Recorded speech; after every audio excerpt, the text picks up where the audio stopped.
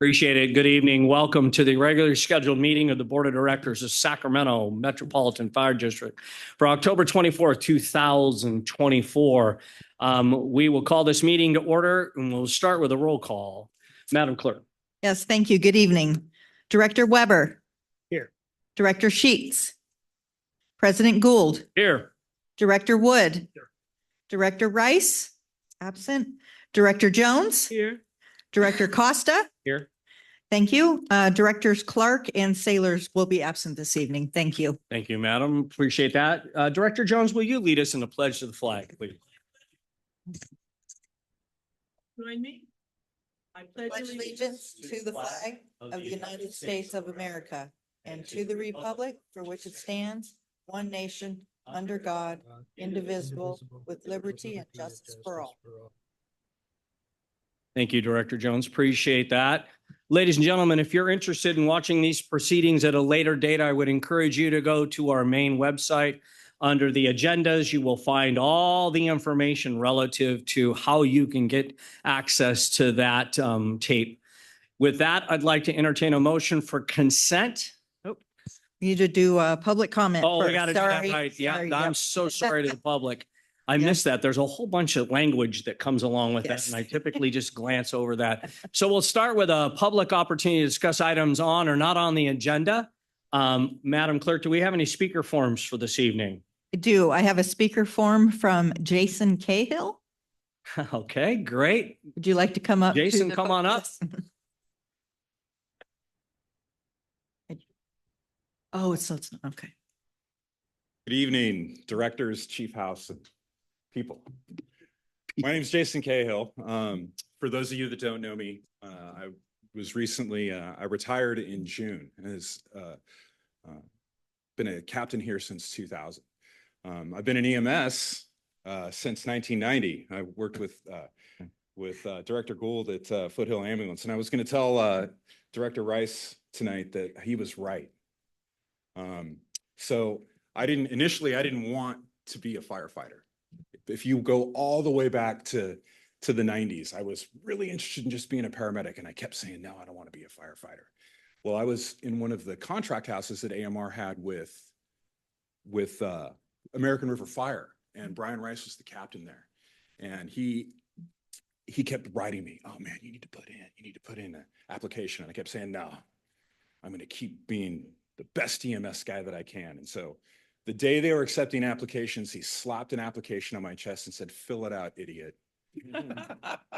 Filled it out, and I turned it in. And of course, I found out that I was wrong. And so I was going to, 24 years later, tell Brian that, yes, you were right, and I was wrong. I was completely wrong. And I was wrong because the fire department ended up being, made me, really. I mean, it was, this was the career that changed the direction of my life. And nobody wants to end their career on an injury. I had planned to stay as long as he was going to stay, you know, but that wasn't really in the cards. So what happened to me is I was doing administrative work. I was doing the multimedia for the district, and I started to have pain in my back, and I kept ignoring it and kept ignoring it. And finally, I went to our physical therapist, and he looked at me and went, you got to go to the doctor. And I was like, no, man, just crack my back. He's like, no, dude, you got to go to the doctor. And then I tried to get the firefighter standing next to him to crack my back, and neither of them would. So then I go to the doctor, and the doctor was like, oh my God, you've got to get into an MRI machine. So to make a long story less long, once the weekend was over, that doctor called me back and said, you need to get in surgery right away. And then there was a problem. And there was a problem getting from, they couldn't get, for some reason, they couldn't get approval to the surgeon. Everybody approved it. Everybody said it was great. Finally, Dr. Rossiter was like, come into the ER right now. And that's what I did. And then they did emergency surgery. By the time I got under the knife, I could no longer lift my hand up and touch my face. So that tells you how far down the line. I basically had gotten the nerves cut on the right side of my neck. And they said it was because I had been hit on the head so many times. I fell outside of the normal parameters of how injuries happen. Usually injuries don't come in at the acute phase, right? They don't hit workers' comp while I'm still on fire, still burning, I'm still having injury being done. And it fell outside of what the workers' comp people told me was this falls outside of normal parameters. And it was people that ended up pushing and saying, no, this is different. We have to move forward right now. We can't wait. And nobody so much as Candace in Human Resources. The entire time that I've been going through this whole process, we do everything as a team. We're used to having a whole crew with us to make decisions, right? We all like to say that I'm the chief or I'm the captain or I'm the person making the choice. We almost never make choices in a vacuum. But when you're an injured individual, you're just in a vacuum. There is nobody that you can call except for HR. And thankfully, they were constantly, every time I would call and say, is this a problem? Then Candace would help me out. What ended up, in the end, they were like, yeah, you're permanently disabled. I can't lift more than about 25 pounds past my chest. And when I bend my wrist, I can't use a computer or a mouse. But luckily, if I put my wrist down, I can still play guitar. So it worked out that my injury means that I can play guitar, but I can't do paperwork ever again. As injuries go, there's worse injuries to have. So what ended up happening is that Kaiser gave me my final state in June, and then they just wouldn't give us the paperwork. And it was Intercare, and it was Candace that stepped forward, and they pushed me to a different provider. And that provider went through all the paperwork, reevaluated me, and then got my final status set, which you guys get tonight. And that made all the difference. All the way through,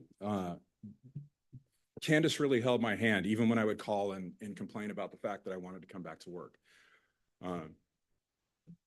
Intercare, Stephanie Gonzalez at Intercare, was always answering my phone calls and always had an answer for me, or would always get an answer for me or give me a direction to go. Nobody wants to leave, but I feel very well taken care of through the process, and I feel very well taken care of now that I'm retired. And I just wanted to make sure that my voice was heard, that I was very well taken care of, and thank you. Thank you to Human Resources, and thank you to Metro Fire for everything. And that's all I have to say. Jason, thank you very much. Any questions for this fine young man? No questions, but I do Go have a ahead, statement. Bob. Jason, it was a pleasure working with you for so many years. All of those years, that same thing has always been on your face, giant. And it was just an absolute pleasure working with you. You're a pro, my friend. Thank you. Pleasure and honor, Bob. I can tell you from personal experience, you will never meet a more intriguing man than Jason Cahill.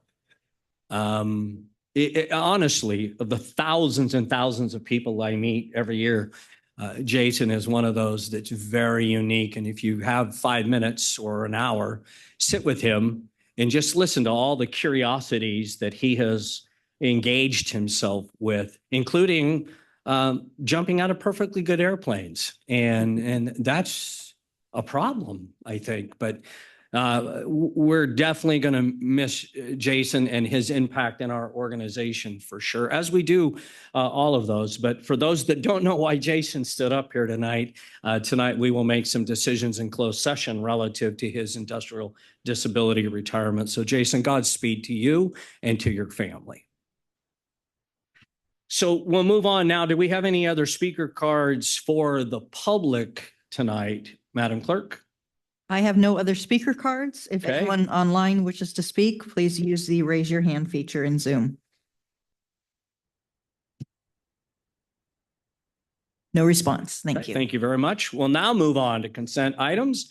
I'll entertain a motion for consent or any questions that we might have relative to the items on consent. Mr. Chair, I'll move the consent I calendar. have a first. Second. I have a second. Any questions for that?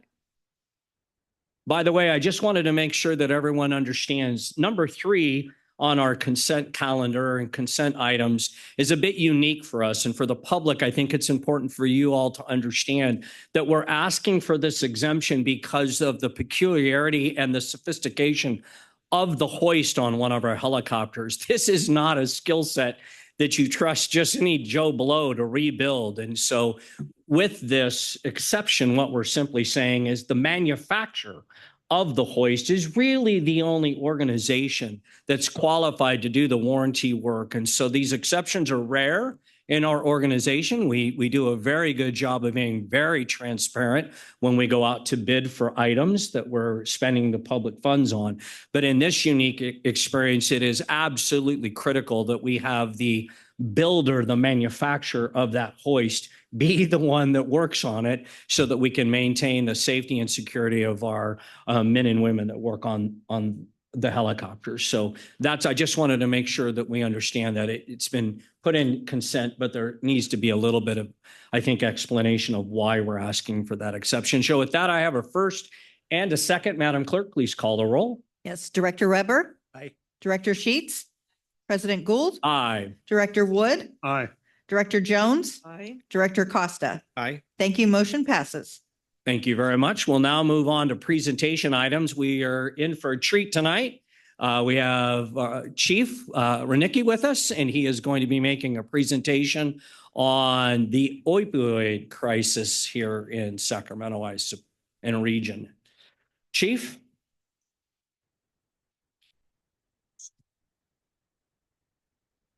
President Gould, board members, Chief House, colleagues, members of the public. My name is John Renicki, and I have the privilege and honor to serve as the Director of EMS here at Metro Fire. The opioid crisis, one of the most devastating public health catastrophes of our time. Fentanyl poisoning has become one of the leading killers and one of the biggest impacts we've had in our communities.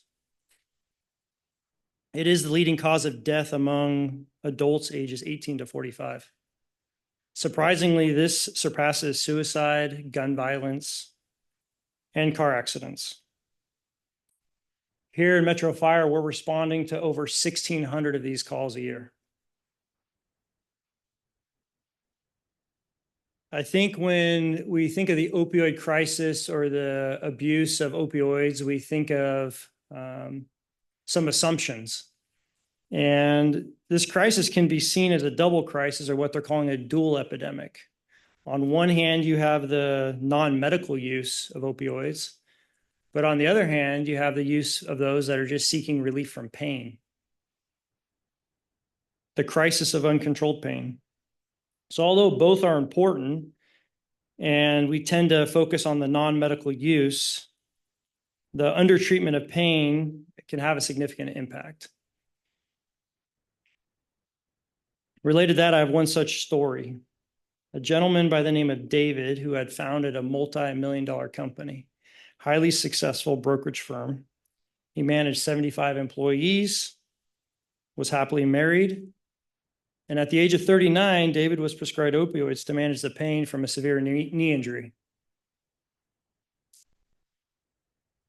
Well, he had surgery, and in a matter of weeks, David was addicted and found himself taking 120 milligrams a day, which was far more than he was prescribed. So when David could no longer get a prescription for opioids, he turned to heroin. And from there, his life spiraled out of control. He bankrupted his mortgage firm. He divorced. He lost his family and was sentenced to 5 years in federal prison. This is one story or one example of how this crisis is affecting our nation and our local community. So what can we do at Metro Fire? How can we make a difference? So earlier this year, the Sacramento Board of Supervisors approved the opioid remediation activities agreement with Metro Fire, which thankfully you all approved and agreed to enter into last month. And so what we did is the EMS division teamed up with the Community Relations Division, and we've begun supporting our community in this crisis. There's many activities that we've planned for and we've had waiting for these funds and to start the process. But to share all those fine details, I'm going to invite Battalion Chief Scott Perryman and April West to come up and share some of those specifics.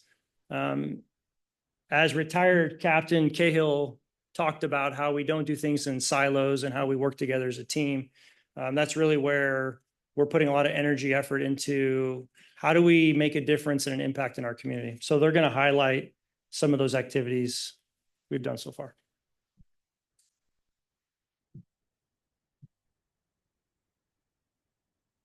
Thank you, Chief Rudnicki. Directors, it's great to be here tonight. I want to talk a little bit about the opioid crisis and how did we get here? You just heard some amazing statistics that opioid deaths is now the leading cause of death for ages 18 to 45. It's equivalent to 2 737 airplanes crashing into the ground every single day in the United States. That is a significant issue. And so this, get the slide to advance here, praying that it works. All right, we'll go with this. Okay. So to talk about how we got here, it's not like opioids have just come around. They've been here for thousands of years, well, around 8,000 years to be specific, and they've worked well. But it was in the late 1990s and the early 2000s, what happened was we as providers were told that they were non-habit forming, and we were very encouraged to give opioids at a high amount. In fact, some of the reimbursement rates were tied to it. If we did not treat pain adequately, we would not get reimbursement rates. So we were told as providers to push the medication and to give it freely, and that it was non-habit forming. Well, we know that information is incorrect, and it has caused a huge issue because we in the United States realized there's an issue. So what happened is they said, we in the United States are using more opioids than the entire world combined. And then so we said, we have to dial back on this and we can't keep doing this. So we started giving pain medication to people, high amounts of opioids. And so these people who had been addicted to it, we're kind of taking away their supply. And so now where are they going to go? And that's where opioids came on the market, as far as heroin and those street medications where you could buy Norco on the street. But then fentanyl started hitting the market in around the 2016 range. And fentanyl is synthetic. They can make it, and it's super, super potent. And that caused a lot of issues. So in this next slide here, all right. There we go. A little more in the history. You can see that Norco and Vicodin and your normal opioids have been around for a long time and used, but it's around that 2016 range when that synthetic fentanyl hit the market. It just skyrocketed in the amount of overdoses that we're seeing. And also they're mixing fentanyl. It's over 100 times stronger than just morphine. And so they're mixing it with everything. You have methamphetamine addicts that are overdosing on fentanyl, and they're like, I don't even like opioids. I'm a meth user. You have other drugs that they're just mixing it with because it's cheap and it gives them the hit that they want. So it has caused a lot of issues. But this next slide, it really points it out, is when they say a little can kill, they're not kidding. 2 milligrams of fentanyl is a lethal dose, depending on the size of individual. Now, I want to point out, fentanyl is not a bad drug. When we think of fentanyl, we're like, we'll just remove fentanyl and everything will go away. We use fentanyl in the hospital all day long, and it's a fantastic medication. But we know where it's been manufactured, and we measure it in micrograms, not milligrams, micrograms. And so we know the source, we know the purity, and we know how to actually do it instead of what they're getting from some unknown lab somewhere else, and then they're mixing it with who knows what. And so you can see that lethal dose on that pencil right there. And it's just, it's deadly, and it's horrific what we're seeing. So that's kind of, I wanted to show you kind of how did we get here? So on this next slide, that's the nation, but I want to bring it home to here. Where is it happening here? We're having over 1,600 of these overdoses that Metro Fire is responding to, and it's increasing. These news articles say it all for us. 240 fentanyl-related deaths in just 2023. And then you go into this one right here. This is when it's in Director Saylor's area. You had a 16-year-old and a 46-year-old die the same day within just a few miles of each other. And then it's not just affecting the younger and the older. You had a 9-month-old that got into this as well. It's horrific. And so it's not abnormal when you see this article that was printed out in September of this year showing, yep, they're still going up. And I love that that Chief Wernicke pointed out the story of some of these individuals. It's not just the transients, it can be anybody. So I wanted to share a little bit about what do we have here. This is the heat map for Metro Fires area, where we know where these are happening and we can make an impact. These are impactful moments in people's lives where what can we do? Well, we can do a lot. The first thing we do is we have this wonderful drug, Narcan, right here. And we carry it on our engines and our ambulances. And what it does is it reverses those, it blocks the opioid receptors. And so it wakes these people up. And it's fantastic. And so we have it. Well, we worked with the county and they said, well, why can't we do a Narcan leave behind kit where we can leave it for those individuals? So if their loved one or anybody else gets a hold of a pill, you mean that 9-month-old or that 16-year-old, we have something that they can combat it with. This medication doesn't get anybody high. All it does is it allows them to live another day and get into hopefully a good track of life. In this Narcan, leave behind Narcan kit, there's QR codes that go directly to treatment facilities. It shows how to use the Narcan. There's tons of resources there. It's fantastic, and we're using it today.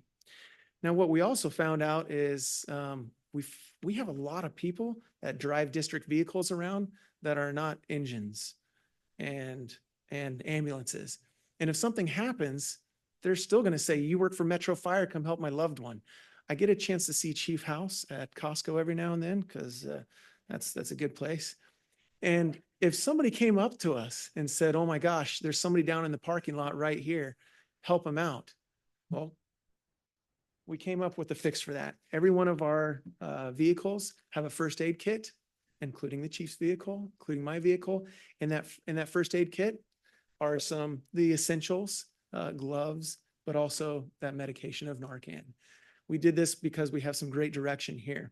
So we're also, besides the leave behind Narcan, the first aid kits, we are also heavily involved.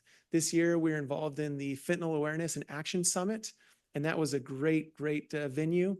And you have this picture here with our medical director and some of our other employees where we set up a booth. We're able to teach people about how to administer Narcan, where they can get additional treatment, and it's successful. So what I'm also happy about is some other things we have done. We have done an amazing video that we're going to talk about in a little bit that's kind of geared more towards the youth. And we also did a one sheet where it's going to go out to schools and to some other individuals.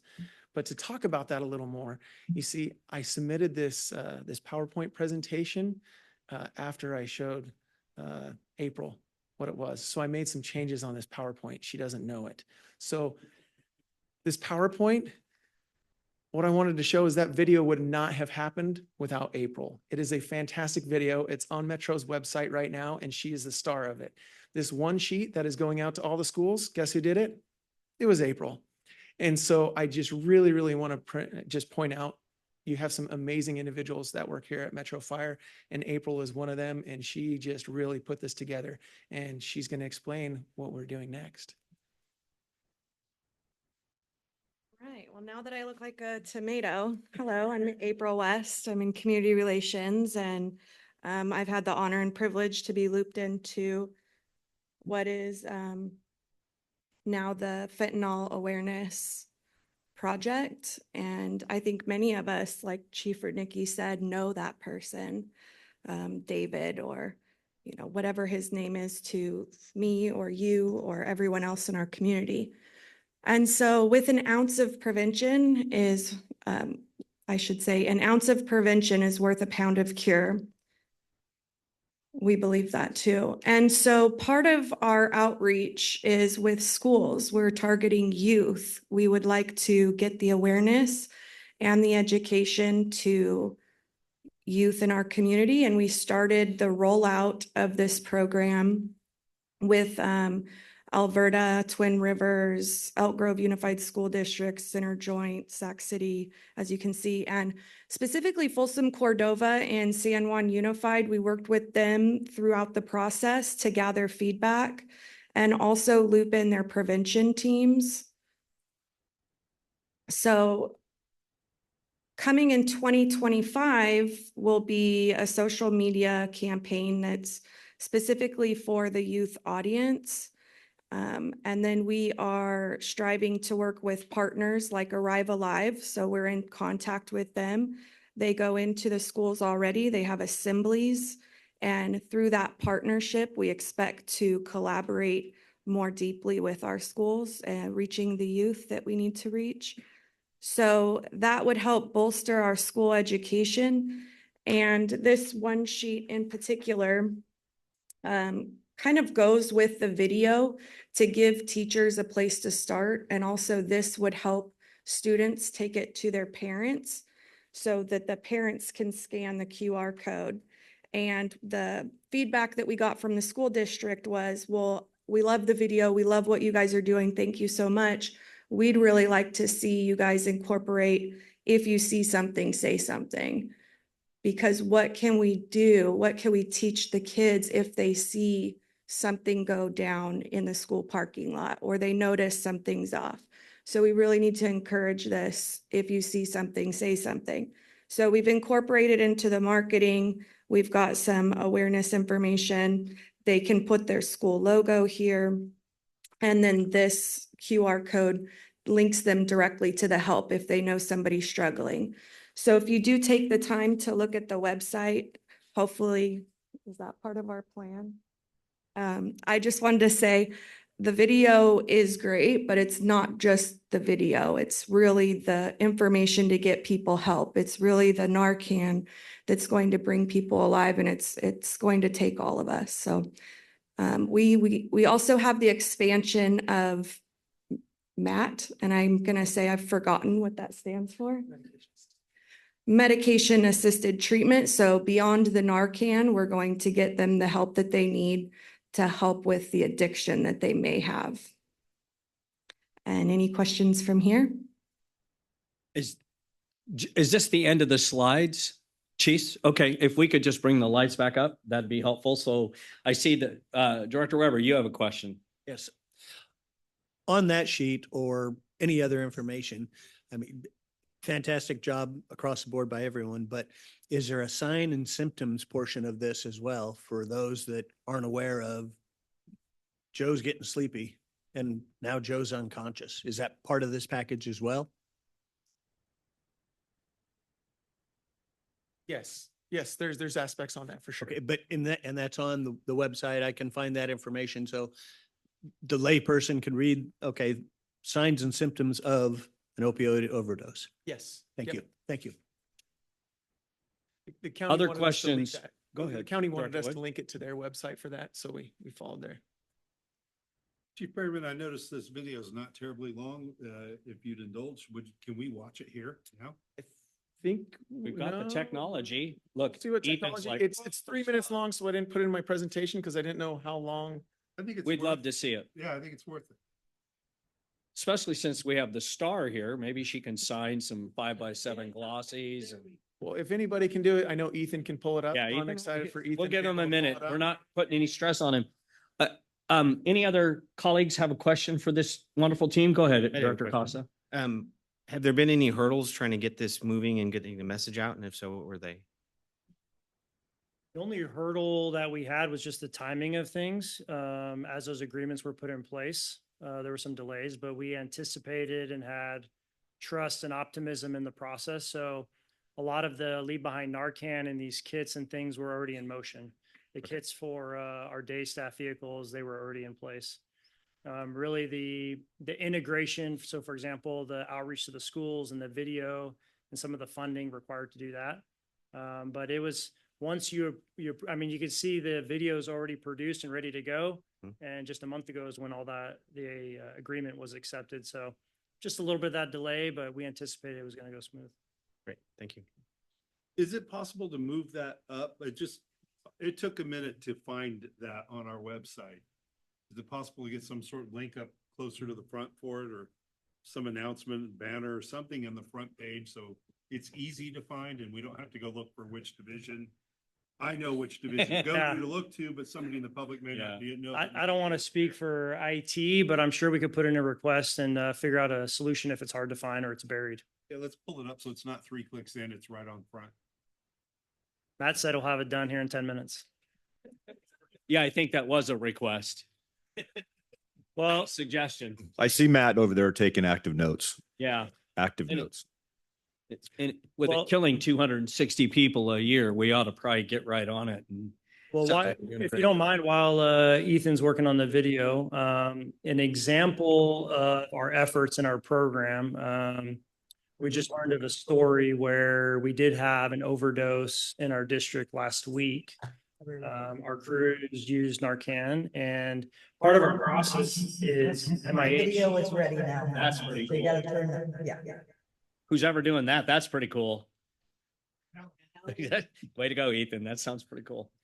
Chief, we're gonna have to, I think Ethan's come up with, he's trying to figure out the reverb. What do you think? Are you okay? We ready? Let's watch this.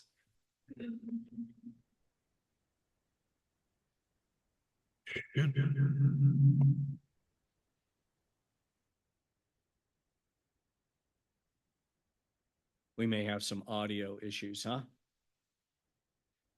All right, while we wait for him, Chief, you were saying? I'll just speak away from the mic so we don't get any feedback, but part of our process and why MIH is also a valuable asset is we talked about the medication assisted treatment process. So somebody overdoses, we save their life, we use Narcan. But then on the MIH side, we're following up with those patients to find out if they want additional treatment and help. So that overdose occurred last week. And just today, MIH followed up with that individual, explained some of our resources and how we can help, and they accepted treatment.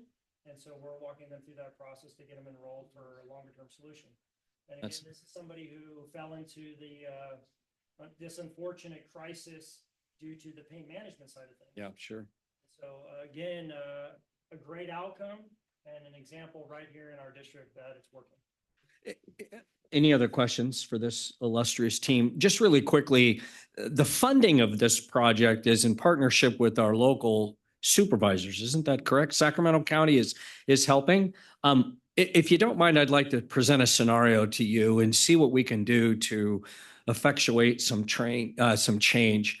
So a community member is concerned about a family member, but doesn't want a big red fire truck showing up to their house in the community because of this, some stigma that might be attached to that.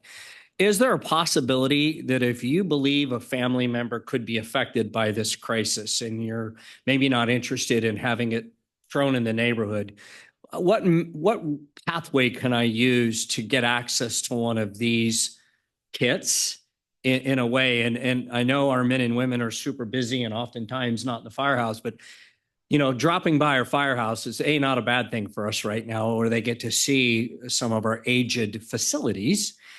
That's a whole different thing. But at the same time, it also is another way that these community members might be able to gain access to this in a way where it's not as obvious as a big red fire truck showing up. And then beyond that, I think that the directors would be potentially interested in having something in their vehicles because we're also known entities sometimes. And so I think that might be a consideration you all might have. It's just 9 of us, but it would put 9 more warriors out there to help, kind of keep this from taking another life. But I just would like us to think about other ways outside of our apparatus and our vehicles and those kinds of things that we can make access to these life-saving tools readily available for somebody that, like I said, may not be interested in having a big red fire truck show up in front of their house and then have to explain away why that happened to a member of the community. But with that, Ethan, what do you think? Should we try it again? Okay, here we go.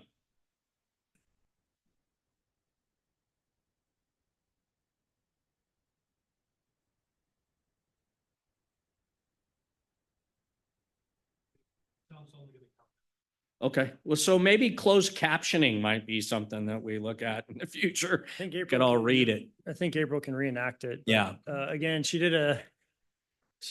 Well, okay. Well, it was a good effort, Ethan. We appreciate you trying to do that. Any other questions for this team and the presentation that they provided? No question, just a comment. Okay, go ahead. I Sure. really appreciate you highlighting the typical person that people might think is affected by this, because it happens more often than people actually know. And I think that the stigma of it is really just incredibly challenging. And so having like programs like this, you know, maybe having the direct. Please use your microphone so that I can hear you. I just think that it's really, it's a great, a great presentation, great effort. And I really just appreciate it because it's not only impactful for the community, impactful for the hospitals as well. And I love the fact that there's follow-up because somebody's in a crisis or whatnot, they need the treatment to actually like not have the crisis. So really just appreciate it. Thank you.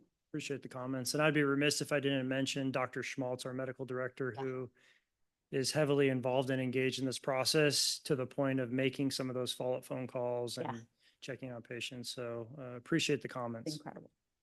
Yep. And Any other comments? Director Jones, go ahead. thank you very much. Terrific, terrific. What we're talking about here is establishing some sort of an Amazon type of connection where we have tributaries throughout our district staffed with that, the Narcan. That's what we're talking about, is a huge positive distribution system in the right sense of the word. And I appreciate you, everyone mentioning the collaborative relationship we have with the Board of Supervisors to help push this out. And one example of that is I led a community meeting last Tuesday night. Supervisor Patrick Hume, District 5, was our guest speaker, and he specifically mentioned the efforts for APOT and MIH. So please continue. This is a fantastic working relationship with all of our local leaders. It's the way to go, and let's continue to be successful with it. Thank you. Thank you so much.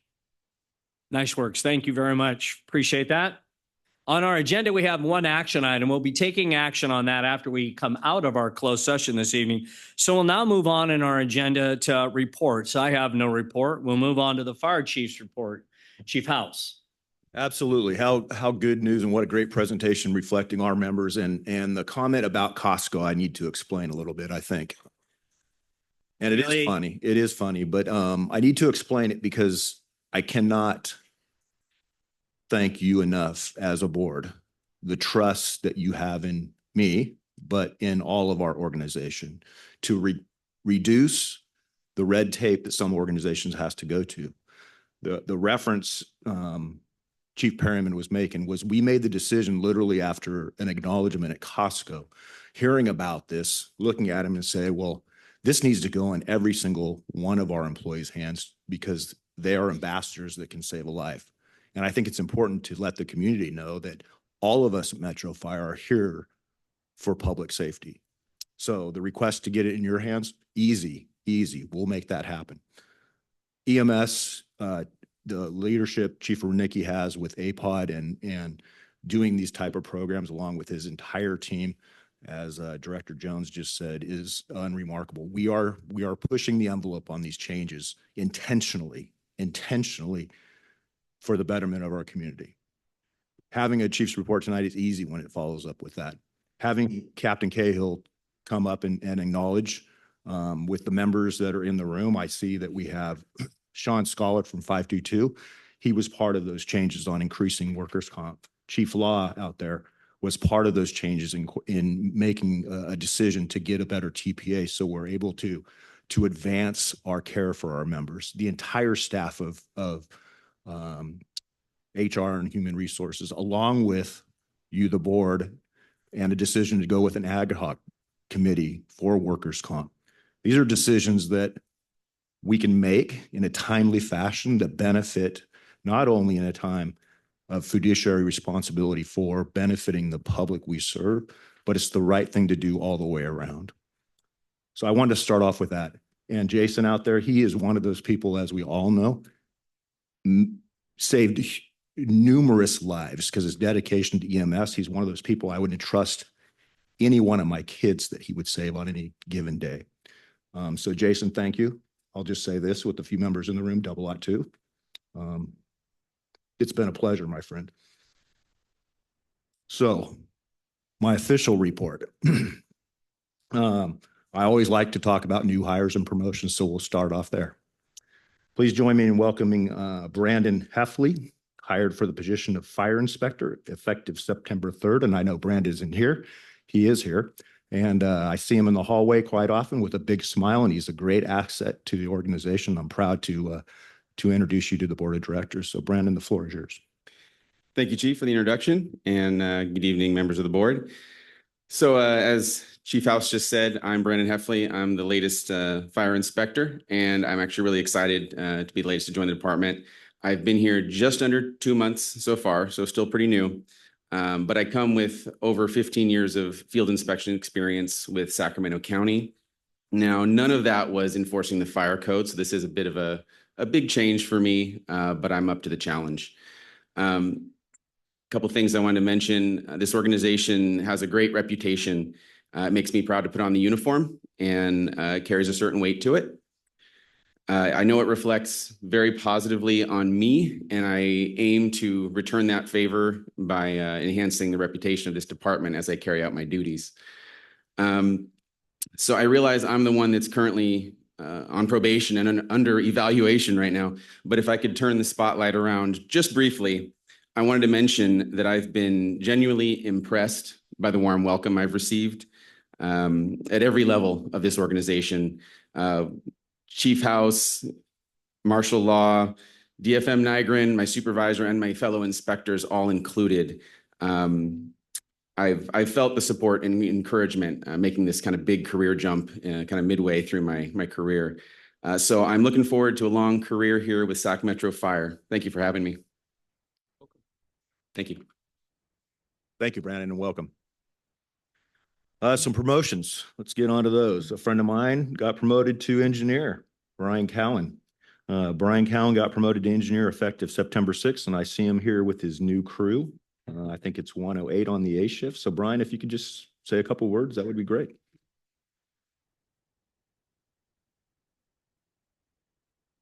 Brian Cowan. I got hired back in 2012 as a single role, so I think this is a good representation along with, actually Andy Field here today, who's acting as the captain today. He was also single, so to see how things promote through this agency from the ground level of coming as a single role or now the MMP program to where I'm at today. So the opportunity there, I appreciate and I thank you guys for that. 108, it's been a great experience. I'm only gonna be there a couple more sets. I'm gonna actually move to 41. So I'm gonna get a whole nother look at life. Careful. So I'm excited. I'm excited about the opportunity that I have and the learning experience and just the growth. And I couldn't have done it with all the people in this room who've taken their time to help educate me. I'd like to put a thank out to Chief House for the badge printing presentation that you did at the station. And that meant a lot to have it be what it was. I've heard stories from guys that didn't get that recognition. And I think that is a huge thing because the effort that's involved for these promotions to go recognize. So I thank you to you for that. And thank you to the board for the opportunity to be able to promote like this. So. Thanks, Brian, and congratulations. And it's always a pleasure to be able to hire good talent within. And this next gentleman is one of those. He was one of our communication experts, and we made a change in the organization to make a position for a communication supervisor. We know him as Alex, so I hope I don't mess your name up too much. But Alejandro Yabera, Alex.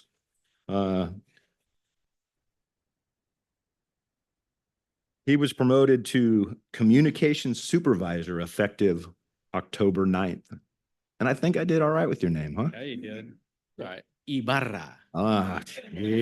Director, it's a pleasure to meet you. I want to thank Chief House, Chief Bailey, and Chief Johnson's little pep talk a couple weeks before my promotion. Been here for 6 years. It's been great. It was the best place I've ever worked. Came from the private industry, so the benefits and everything have been pretty eye-opening. Here with my wife today, I have two kids, two daughters, 12 and 8.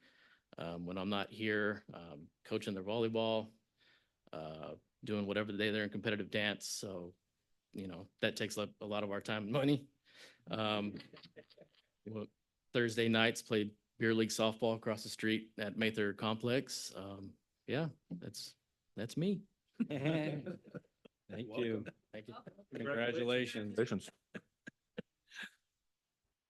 Continuing on, last week, staff and I attended the annual Cal Chiefs conference in Orange County. And then we returned and attended the Public Safety and Community Appreciation Luncheon hosted by the DA's office.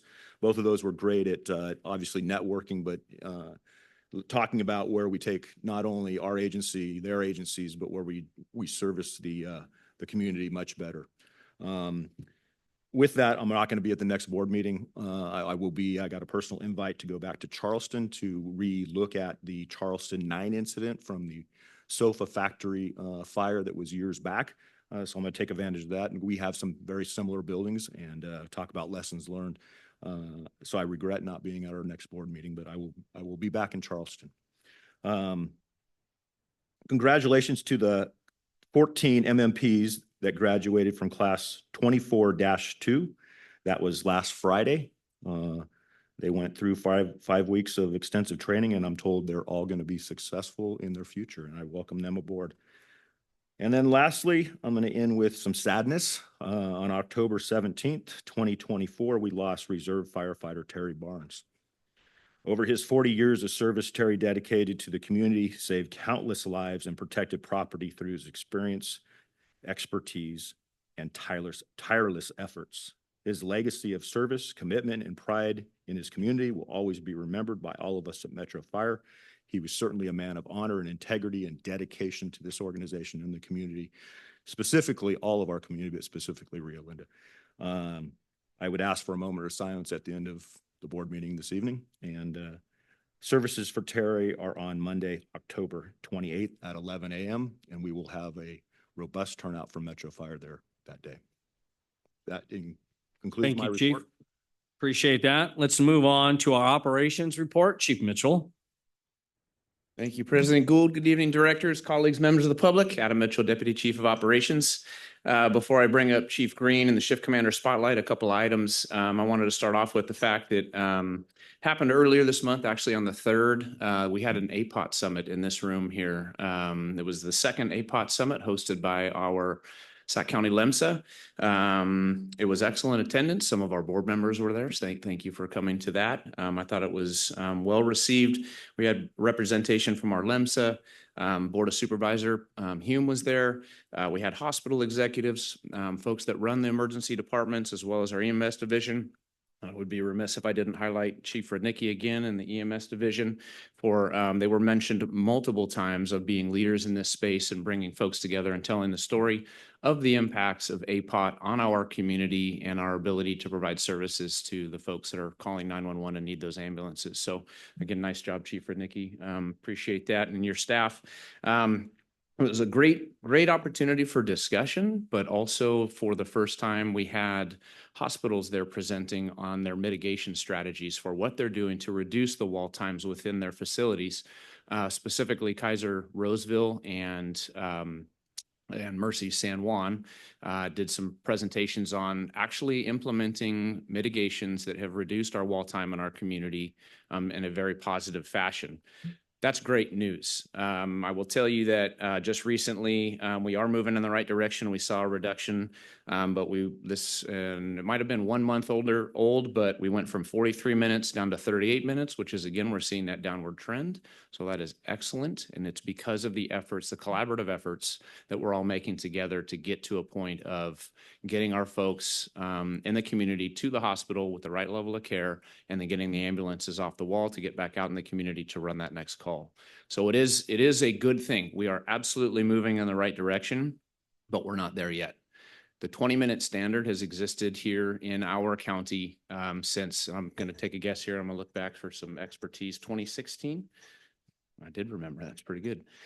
So that's been in place since 2016. There is some discussion in our community about changing that standard. AB 40 calls for 30 minutes or less, which needs to be implemented, by law that it goes into effect January 1st, 2025.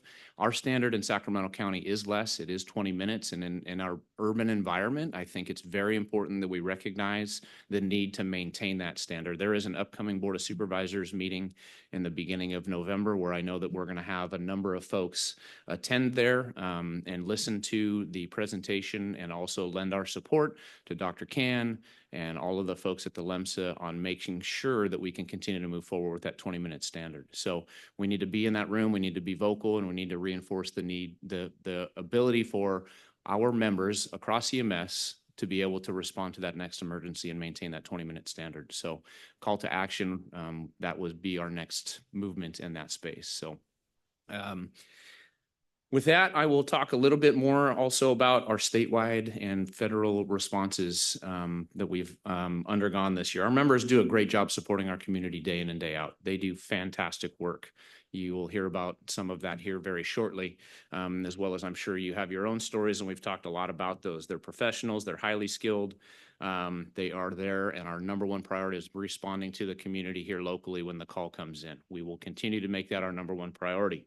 But it's also important to note that in addition to that service delivery that we deliver here in the community, we are also answering the call when our neighbors need help.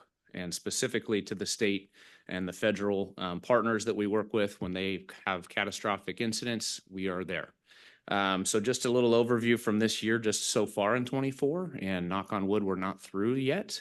It has not started to rain and the fuel moistures are still low, so fingers crossed. But we've had a total of just Metro. This is not Sacramento County in general, which is much, much higher than that. But we've had a total of 29 deployments. We've deployed our OES Type 1s 7 times. We've deployed our OES Type 3s 8 times. We've deployed a pre-position back in early July when we had the heat wave and the wind event once. We've deployed a FEMA resource once. And we've also done a single resource and our SAC Regional Incident Management deployment 12 times this year so far. Very busy. That's responding to 25 different incidents outside of our jurisdiction and also in California, 1 in Oregon and 1 in Florida. We have deployed 130 single resource positions this year so far. Average days deployed, 10. So when our members go out the door to deploy to these incidents and help our neighbors out, 10 days on average. However, we've had 12 deployments that have been 14 days long or longer. So our members are away from their families for an extended period of time, but being there for the citizens of the state of California and the United States of America is important to us. We want to make sure we take care of our folks locally and also when the folks call, like I said. And another remarkable part of that is when our members are deployed, we have backfill needs here in our own district. As I said, our number one priority is to provide that service here locally. So our members have stepped up and they've backfilled those positions and made sure that our responses here at home have not been hurt by deploying and helping our neighbors. So fantastic work there. I'm very proud to say that. And I'll finish with this on a final note. It's a little known fact that when the catastrophic wildfire incidents occur here in our state, well over 50% of the resources that respond to those incidents are local government entities, such as Metro Fire. It's most of the time, it's well over 50%, but 50% or higher. So when our state and federal partners call, we're there every time. And we provide the highest percent of the resources. So it's the Forest Service and CAL FIRE are there too, but we are there. So we are the backbone of that system. And so we make that mutual aid system in the state of California work. We're answering the call. Our members are doing that. They're working hard. They're away from our families. And they're doing great work. And so I'm extremely proud to say that our members here at Metro Fire are doing that. And I'm proud to stand with our partners at the state and federal level. But that local government piece of that system is very important. And we should not forget that we are more than 50% of that response force when those fires occur. So that's it for me, unless there's any questions on those 2 items before I bring up Chief Green for the real stars of the show. Any questions for Chief Mitchell? Go ahead, Yep. Director. I have a quick question. You had mentioned this presentation where the hospitals were talking about what they're implementing. Do you have that you can send it to the board? Yep, yes, we do. Chief Rudnicki, send it, email it to me, but we'll get it over to you as well. We'll get it to Marnie and we'll show you the 2 presentations the hospitals did. Fantastic. And the point of that, thanks for asking that, Director Costa, is it can be done. Right? The 1 month change that the hospitals did when they implemented these programs got the number down to the standard within 1 month. And it's starting to catch. And that's what the unique part of this last summit was, is that's the first time we've heard that. And we're glad, and the other hospitals are now hearing that. And so now they're sharing it. We were at Cal Chiefs, as Chief House mentioned. We were in a meeting with the Metro Chiefs, and they wanted to see the presentations because we're really setting the stage with our partners in the hospital, which is awesome. We just need to keep pushing so that everybody puts those in place, right? So Fantastic. yeah, Thank we'll you. get them to you. Thank you. Go ahead, Director Weber. On your deployment numbers, do you have any stats on the airship? Have they been out of county, or how many times have they responded outside of Metro's jurisdiction? So I don't have the stats per se at my fingertips. We do get numerous responses for obviously hoist rescues, as was mentioned earlier, and that's a very important aspect. There happens to be the chief pilot in the room here, and he's going to smile because he wasn't expecting it. I know we have had fine. multiple. No. I think we've deployed. We've had two deployments that we have. Come on up, Nate. From Nate Nowowski. Chief pilot Nate Nowowski, everybody. Sorry, just We've had curious. 2 deployments, Director, that we have covered from the station. There was one recently on the shoe fire that we were willing to accept. The biggest problem we've had is pilot staffing. Trying to get that fixed up for next year. And hopefully we'll have the pilot staffing built up to where we'll be able to support more of these out of county requests. Thank you. Appreciate that. And I know I smile. Don't go far. Maybe there's another question. Stick But around. we also are doing initial attack. So I think it's important to recognize we do have local agreements with our state partners that we're doing. When the call comes, we can go there. They also come here, and we've seen that numerous times in our district as well for the help. So I just wanted to highlight the importance of their ops as well. I know we were everywhere with that as well, so yeah, just bring attention significant. to that as well. Thank you. Thanks, Director. Any other questions for Chief Mitchell? Chief Mitchell, just a couple of things. I, like you, were present at the APOT Summit, and it was very informative, and we congratulate our partners at the hospitals for being creative in how they address their problem. It's not our problem, it's their problem, and I just continue to want to challenge them that they're 50% of the way there.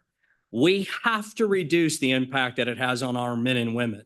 When they spend the kind of time that they are spending at the hospitals, they are not available for that next call. And so while we cheer them on and encourage them to continue to be aggressive like they have been and proven that it could be addressed, it has to happen sooner than later because our men and women are hired to be pre-hospital providers, and that's what they do. And that's where their expertise is. And they need to be available for that next tone out so that they can save the life of that next fentanyl overdose, on and on and on. So kudos to them. We're definitely headed in the right direction, as was mentioned, and they've been very creative and taken on that responsibility. We got to keep pushing it. We got to get there sooner than later because we just simply can't do this to our men and women. I can't even begin to imagine the frustration they have when they hear another call go out and they're at the hospital, which is not what they were trained to do. So kudos to all of them. We want to see that happen. We're at the 50-yard line. We got to get to the goal line quicker than not so that we can get back to the business of running 911 calls, which is where we're experts at, right? And I keep looking at my colleague to the right, but she's from the hospitals.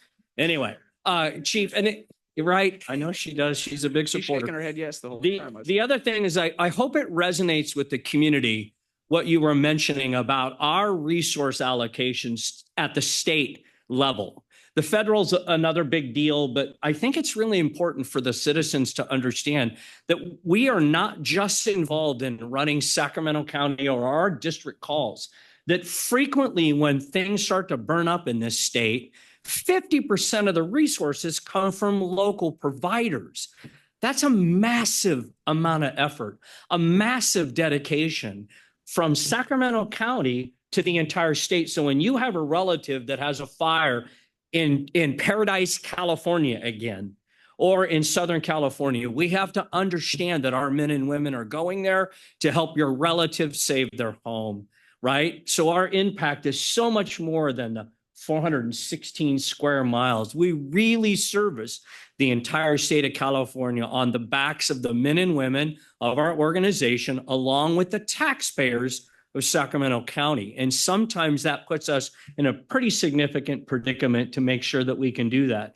And so I think it really needs to resonate that Sacramento County our Sacramento Metro Fire is so much bigger in our footprint than just our 416 square miles, right? That we're really a statewide provider when it comes to the question of will we step up. And like you said, it's our men and women who step up. But I can tell you, leaving your family for 14 days, want us all to think about that. If your employer called you tonight and said, hey, show up in an hour with your go bag and you don't get to be around your family for 14 days, think of the impact that would have on you personally as you think about what's coming in November. Thank you very much. Appreciate it, Chief.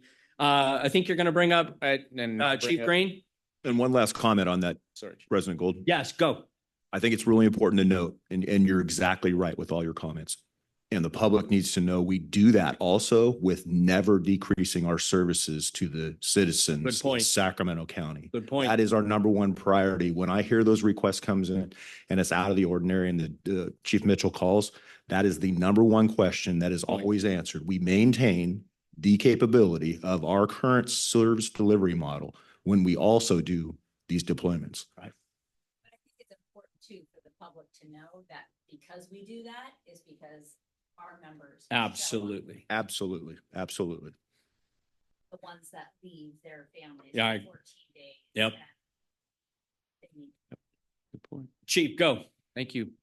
So I'm going to invite up Chief Green for the shift commander spotlight. And as he's making his way up, I heard Engineer Cowan say he's going to 41, and I'll do a little teaser. Standards of cover update year 2. There's a new thing with 41 that you're going to have to pay attention to. I'm going to ask you after we do the presentation coming up because it's very interesting and it's a first in Metro Fire. So Yeah. teaser for standards of cover, but Chief Green. All right, Chief Green, welcome. Thank you, Chief Mitchell, President Gould, directors, Chief House, and as my double out two brother says, people. Good evening, Chris Green, the shift commander on A shift. I'm here simply to give an introduction of one of the more special stories I think we're going to hear in a long time. In January, we usually come up here and talk about how many calls we run as a district. It's been over 100,000 calls for many years now. And we try and bring once or twice a month a crew out to highlight one of those calls. So today we've got Engine 28 here. And on top of Engine 28 to highlight their work, we have a member of our public, Mr. Brian Norwood, who's going to share an impactful story. So Brian, can I invite you to come up and join me, please, sir? And Captain Senior, can you please bring your crew up and we'll do this together? Oh. And I'm going to say hi to Jennifer. She wanted to sit in the back and watch. But thank you for being here tonight. To set the stage real quick, this past Saturday, Station 28 had an open house. So thank you to Chief Wilborn and everyone Community Services for putting that together. And the fire chief was there, Chief House, and struck up a conversation with Brian about how our crews impacted his life. Simply, I can't put any words into this story. So Brian, the floor is yours. Good evening, sir. You'll probably want to step right on over to the mic so we can memorialize this in our next national broadcast. Hello, New York. No, I'm kidding. There you go. Good job. So a little bit about me. I live on Oak Avenue, maybe a mile from these guys, a mile and a half. I live on 3 acres. I'm also a DSA Class 1 state inspector. So it makes me a state fire marshal and a state building inspector. So a little bit about codes. I'm 62 years old and I move at a pretty good clip. I go 10 hours a day, 6 days a week, and I have for 40 something years. In last year, a friend of mine, Bob Chomey, he asked me to get involved in the American Heart Association as a hard hat sponsor through my company. And so we sponsor, what the hard hat sponsor does is it sponsors CPR training and AEDs in schools. And so my company sponsors 1 school a year, and we donate the service and we donate the AED. So I'm glad that we're all talking together about the same thing, saving lives, right? Well, May 23rd, and I will get emotional. You're fine. Take whatever time you need. There's a little irony. May 23rd, I'm installed in leadership in the American Heart Association. So now I have, you know, all these different things, raising money and letting people know we're trying to get AEDs and CPR training into school sports because kids are dropping dead of heart attacks. So that's a whole nother conversation, right? 2 days later, May 25th, I was on my backhoe. I live on 3 acres. I was on my backhoe on my property, normal day. And I go out, I dig some trench for some electrical. I'm adding a shop to the back, and then I have to go up to Auburn Boulevard, get some lumber, take it up to Folsom to my church, and I'm remodeling part of the church. And then I'm like, why am I so winded? What the heck is going on? I'm thinking, well, you're 62 and you work 80 hours a week. Maybe you're tired, right? So I go home and I can't shake it. I start elevating my heart and my chest, and I'm like, what the heck? So I call a friend, and she says, yeah, you're having a heart attack, hit 911.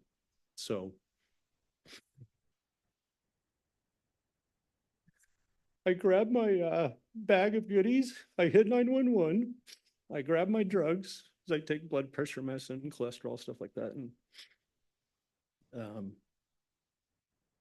I keep my dogs in the house, and through the kitchen window, I see the truck and maybe the ambulance, I forget, but I thought, oh, good, they're here. I'm going to be okay. Well, I walk outside, I take about 10 steps, and I don't remember. I basically died in their ambulance. So I flatlined these guys according to the reports, and they get me to Mercy San Juan, and I wake up in the cath lab. I'm flatlined 5 more times. I wake up on number 4. If you've ever been hit with a defibrillator, I assure you it hurts. I mean, like it hurt, like I'm laying there dying on the table. I don't know I'm dying on the table. I take the mask off. I go, hey, don't do that again. That hurt. And then I hear the chaplain over here talking to my daughter, get here, we're losing him. I'm like, oh crap, that's me, I'm dying. And then promptly died again, and then woke up the next day in the ICU, cardiac ICU. So a little bit of a story, you know, like, and I have to say this part, even though it's public setting, I am a Christian, and Jesus did visit me in that hospital, and he did give me scripture, and he did comfort me. So praise God for that.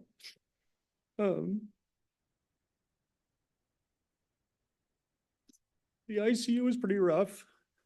They put I think it's called a Pella. My heart wouldn't start again. So they put a motor in my heart to make it go.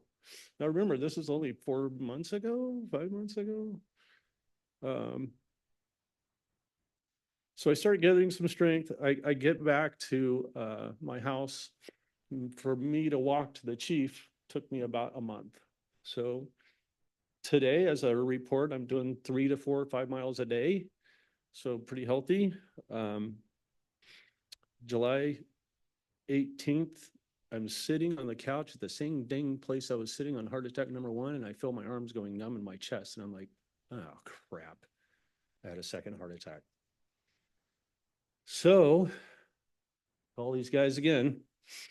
Now they kind of know the gate code and how to get into the house. I know the gate. And I'm going to say something about this Measure O, and I guess I'm allowed to go political, so I am going to, for a second, I'm going to say this. When I went by to say thank you to these guys the other day, Saturday, I told the chief and I told some other people, look, you got room for an ambulance bay. Why don't we have an ambulance bay here? Because heart attack number 2, we waited for an ambulance. What is wrong with that picture? I'm sorry, I'm alive because the first ambulance got there really quick. If we can't get an ambulance to people, they're going to die. That's just ridiculous, because once these guys get to you, you live, right? They have defibrillators, they have staff that know how to, whatever that thing they put down my throat. So you have a new advocate in me, a new ambassador. I'm going to do whatever it takes to raise money, to get stuff done, to get you more ambulances, to get more fire stations, to get more help. So watch out. I think I just want to say, there's, opportunities in life to do a lot of things, but to save a life. You guys are studs, man. Thank you so much. Can I talk about our AHA a little bit? You can, absolutely. There's a kid named Matthew in Kentucky the other day. This story is maybe a month old. 16 years old. He dropped dead of a heart attack on a soccer field playing sports. There was 5 AEDs in striking distance of that kid and nobody knew how to use them. So he died. Here in California, there is and maybe you've heard this story, she made national news. Her name is Heather Freeliak. Do you guys know about this, the Heather Freeliak? She was 13 years old in Tracy, California, close to us. She dropped on the field of a heart attack. She had a bad valve, not like me with cholesterol buildup and age and whatever else I did. So now we have in schools, part of their emergency plan, which they all have to have an emergency plan to escape in a fire, right? Area of rescue or refuge, or what do we call that, right? Now they have to have cardiac emergency response plans. So that's what the Heather Freeliak did, and that got passed in the state. So that's passed and they're implementing it starting January 1st. What we're trying to do in the AHA is we're trying to do what we call the Nation of Lifesavers. Me being one of the lucky ones, as I found out, when you get CPR, luckily and I want to thank whenever you guys did that, but my ribs aren't broken, so thank God for that, right? And when you have full cardiac arrest, there's a 6% chance that I make it. 6%. I'm going to attend my granddaughter's birthday party in 2 weeks. My whole family's coming to my house for Thanksgiving, and it's all because you guys did your job. I don't know how to thank you enough other than to say I will help get whatever done you need done. Right now, the survival rate of CPR without the full cardiac arrest is 10% until we can get to one of you guys. And so our initiative we're trying to get going with this Nation of Lifesavers is training every student at every sports event in Sacramento all the way down to 9 years old. Every sports event, whether it's Folsom, Roseville, Elk Grove, I don't care. Let's get an AED there. Let's get CPR training there. And the coaches, by the way, nationwide, 4 in 10 coaches know CPR. So unless the coach is one of these guys, then, we need to start doing some training. So we would love to work with you. I guess I'm an ambassador for American Heart Association. I would love to work with you guys to get some more training, get some more AEDs, get some more CPR. And I'm alive today because of your crew. So I don't know how else to say thank you enough, but whatever you need, let me know. Thank you, sir. Thanks, guys. Appreciate it.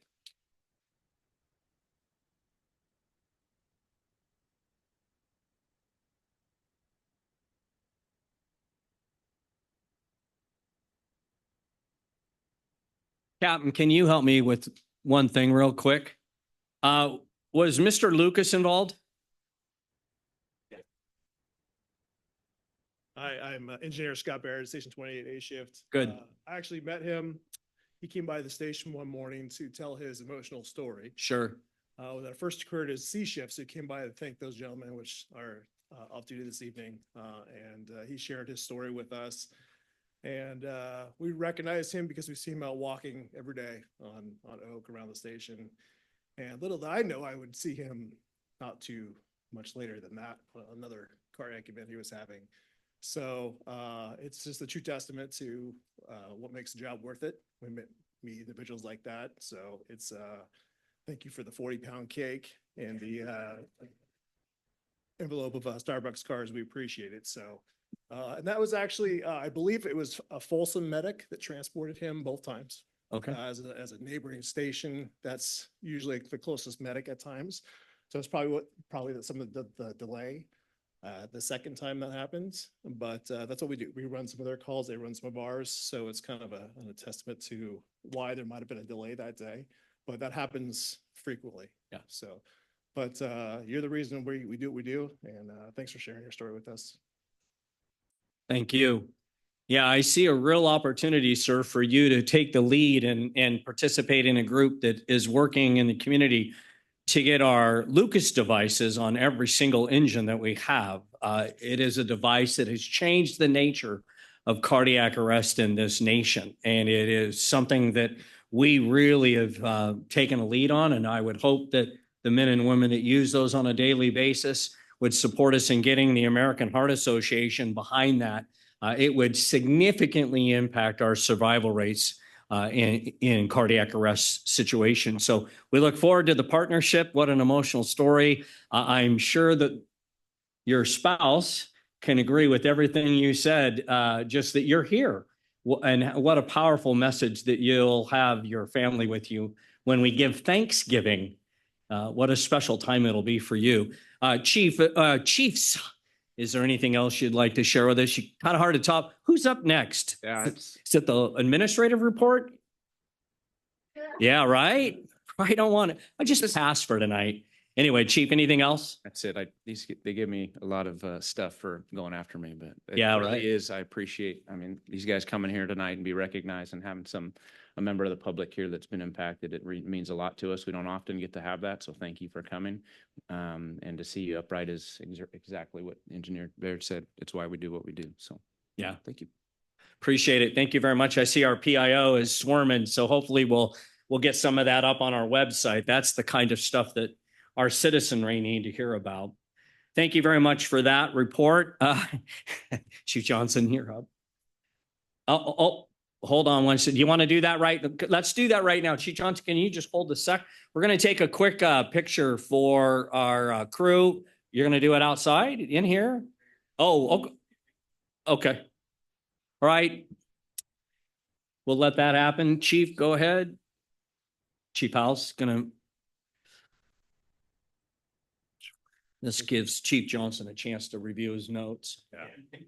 You better have a pretty good video because that was awesome. Mine's like the other one. It doesn't work. Yeah.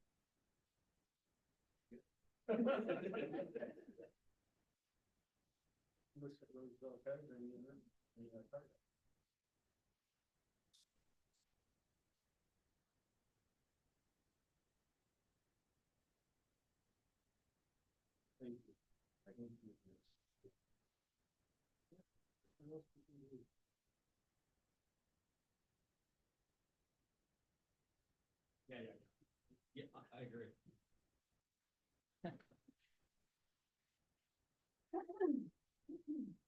That was fantastic. Chief Johnson, good luck. All right, thank you. Good evening, President Gold, directors, Fire Chief House, people. I guess that's our new thing. Mike Johnson, acting Deputy Chief of the Administration Branch. This will be my second formal request to you, President Gold, to move the administrative report before the operations report for any meetings moving forward. If you have that We'll think about it. authority, I would appreciate it. Yeah, don't hold your breath. Here tonight, I'll be short. We're going to highlight some of the works of our Community Relations Division under the leadership of Chief Wilborn and the three women that work in that division. They're small but mighty. They do so much work for us, and it's continuous. They continue to put our name out there, challenge the crews to do things that are out of the box and cool. As we learned, this last weekend was the open house at Station 28. Thank you to Director Weber and Wood for attending. It was well attended. Our cancer awareness engine is out and about and doing their thing. Normally it's here at this board meeting tonight, but apparently the Citrus Heights League of Police trunk or treat trumped this meeting. So they're there tonight, and tomorrow night they will be at the Rancho Cordova Police Department one. So, and then on the October 28th, next Monday, the engine will be down at the DOCO for the Sacramento Kings First Responder Night. They'll be there as well as community relations. It says here that they're going to be in there reminding fans to be fire safe. So I'm thinking it's not at the game. If anybody catches on fire, we hope it's De'Aaron Fox or maybe Keegan Murray, but nobody else. All right. Some other thing, well, from behind the 3-point line. Yeah. You get it. Got it. You got it. Coming up in partnership with Red Cross and the CERT, we will be conducting a smoke alarm canvass of the Florent Estates Mobile Home Park on Saturday, November 2nd from 9 a.m. till noon. This is part of the fire prevention and safety grant that we received. And the plan is to hit 213 of those homes during that morning. And finally, we're excited to announce that our Metro Fire CERT program has won the Heroes of Human Service Award, sponsored by the Board of Supervisors and the Human Services Coordinating Council. This award is given to people who significantly impact the Sacramento community through their dedication, service, and support of human services. Supervisor Frost will recognize CERT members at the November 5th Board of Supervisors meeting at 9:30 in the morning. So congratulations to the CERT team. If you have no questions, I will sit down. Any questions for Chief Johnson? Thank you, sir. Appreciate it. Chief Bailey, you're up. Support Services. Good evening, President Gould, directors, Chief House, members of the public, and colleagues or people. For the branch report this evening, what I would like to do is just say thank you. We had an incident at Station 116 yesterday, and this station was built in 1951. It's got structural issues.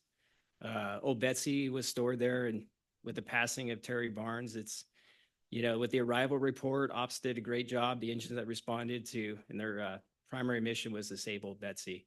But I was in the Latrobe area looking at a building construction site, trying to get some situational awareness that was brought to the district when that call went out. And 30 minutes later, I arrived on scene. The fire was out, but I made calls on my way over there. And 15 minutes after I got there, every single one of our leaders and support services arrived on scene. And I just want to publicly thank each of you for dropping what you had going on. I know that facilities had a pretty large construction project going at 25, CRD, arson, IT, communications, logistics, fleet showed up to move Old Betsy to 111.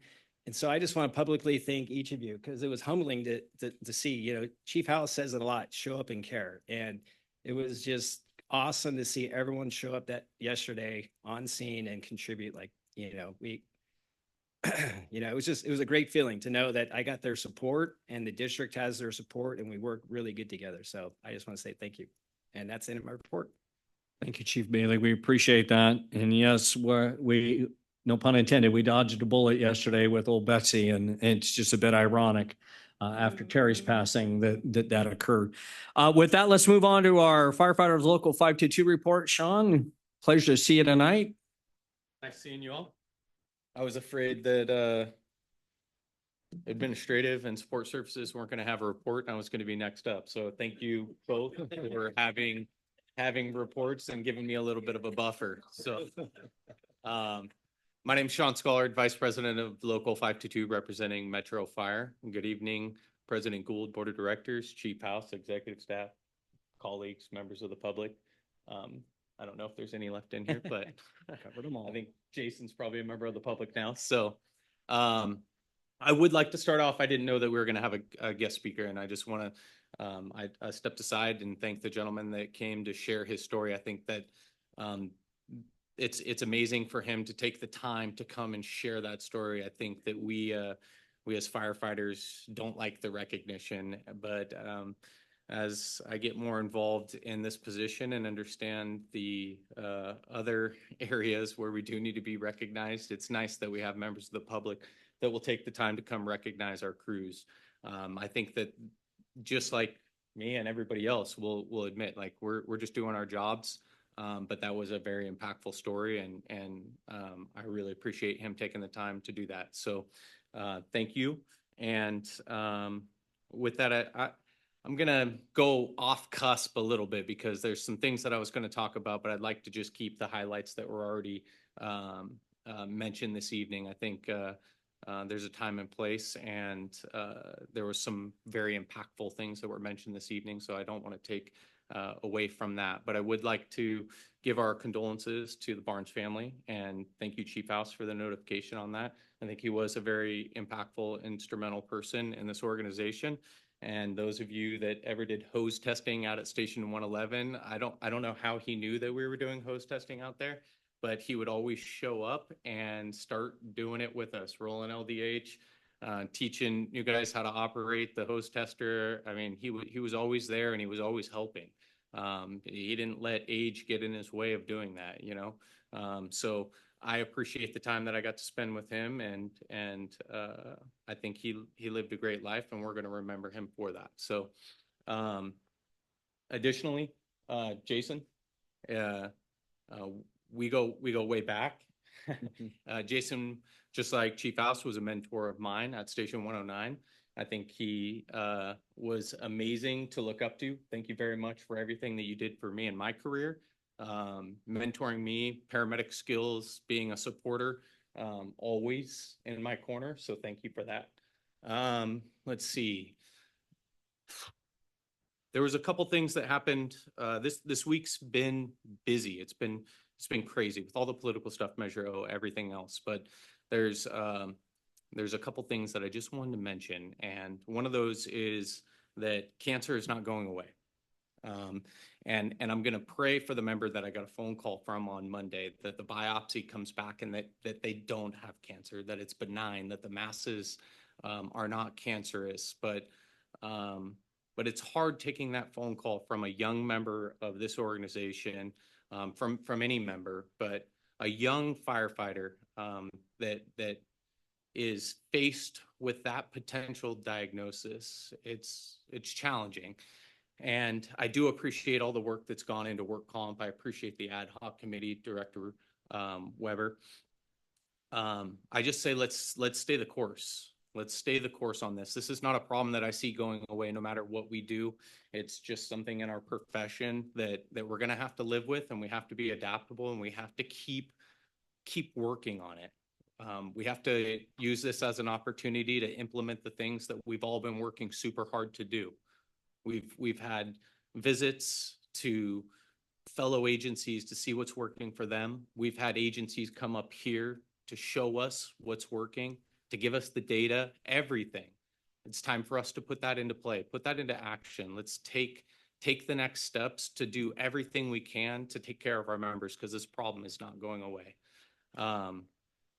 I do want to acknowledge everybody that played a part. We had one of our firefighters, young son, about 7 years old, receive burns from a boiling pot of water. They were unfortunately on duty, and so they got that phone call while they were on duty. There was a ton of support immediately from this organization, from the battalion chiefs, from the shift commander. Everybody was on the ball, and his son was able to get to Shriners and get treatment like ASAP. And I think that speaks to the volume of how we rally together for one another.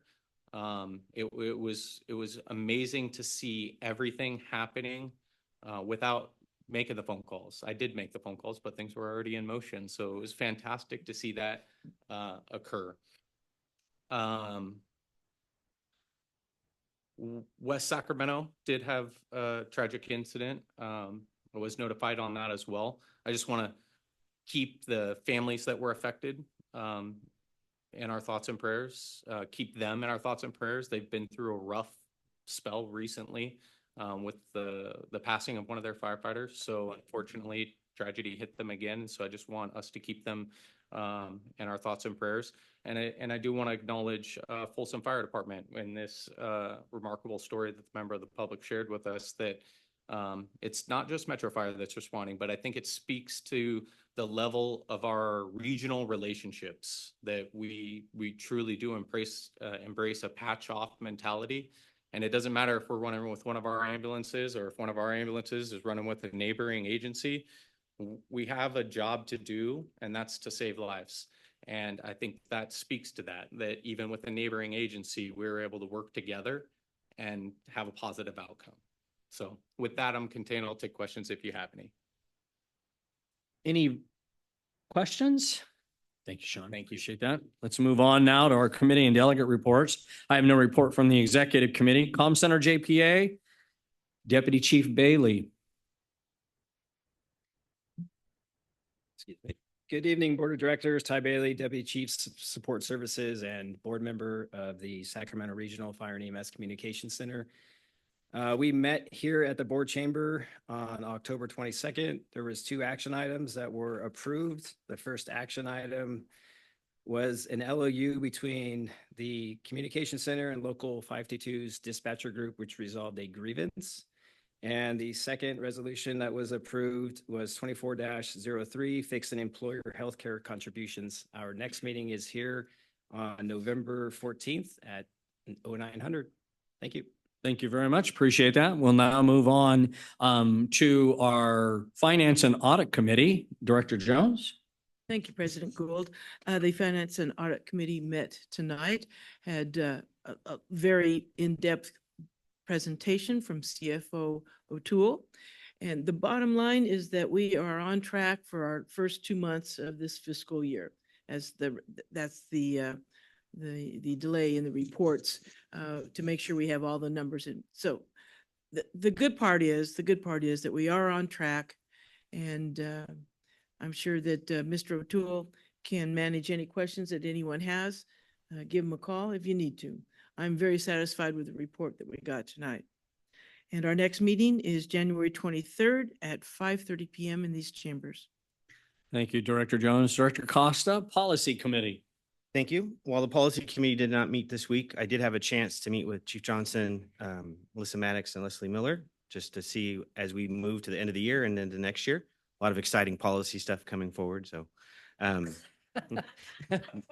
a lot of excitement. Sarcasm in that voice. But I just want to thank the team. I mean, well organized. There's a lot that they have to manage, and they do a great job. So thank you for the opportunity to meet with you guys this week. Our next meeting is scheduled for November 14th. Thank you. Thank you for that. Let's stay with you on board members' questions and comments. Director Costa. No comments. Thank you. Director Jones. No comments. Thank you. Director Weber. Congratulations to the new hires and the promotions. Good job for everyone. Thank you. Dr. Sheets. Director Wood. I'm going to break with the rest of the group here and just say a couple of things. On the just had a chance to go out to the firefighter memorial earlier this month and was very impressed with that. Brian Rice did a phenomenal job, and so did everyone else. So thank the support that we had there, the showing that we made for all of those fellow firefighters. Station 28, I want to thank the crew and the CERT team. They put on a very good open house out there. And lastly, the Burn Institute, tying in with what Captain Scholar said.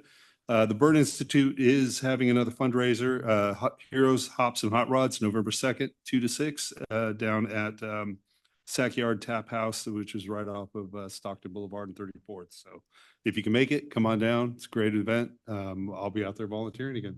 But look forward to seeing some Metro patches out there, some Metro shirts or faces at least. Thanks. End of report. Thank you, sir. Appreciate that. Just a couple of things I'd like to make the public aware of the fact that our general counsel this evening is joining us remotely. He has been in the meeting, but just remotely this evening. I'd like to thank all the men and women for their presentations tonight. They were quite touching. And obviously there is so much energy going on in this organization. It's palpable from where we sit. Tonight, what I'd like us to do is before we go to adjournment in our closed session, what I'd like us to do is all stand in a moment of silence for Terry.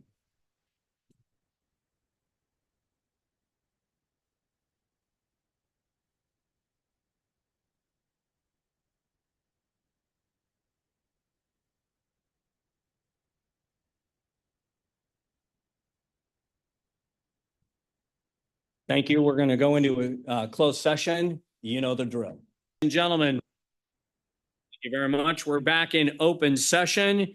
Our general counsel is again online. And so, John, if you'll go ahead and report out on closed session. I hope you can hear me. Yeah, we can hear you, John. Go ahead. Speak just a bit louder. Very good. Yeah, I've got an unstable internet connection here. But in any case, I'll report out on closed session. The board met in closed session for agenda item number 1, the industrial disability retirement claim related to employee Jason Cahill. No reportable action was taken. The matter will be taken up now in open session. Thank you. Thank you, John. Appreciate that. So ladies and gentlemen, we're going to go back to our agenda on the action item, adopt resolution industrial disability retirement for retiree Captain Jason Cahill. I'll entertain a motion. Mr. Chair, I'll move we adopt staff's recommendation. I have a first. Second. I've got a second and a third and a fourth. Fifth. No. All right. right. Madam Clerk, please call Yes. the roll. Director Weber, Aye. Director Sheets, President Gould, Aye. Director Wood, Aye. Director Rice is absent, sorry. Director Jones, Aye. Director Costa. Aye. Thank you. Motion passes. Jason, Godspeed, my friend. Thank you very much. Ladies and gentlemen, this meeting is adjourned. Our next meeting is scheduled for November 14th, 2024, which will be the last meeting of Director Sheets. Please all be present. The balloons and confetti will fill the room. Thank you.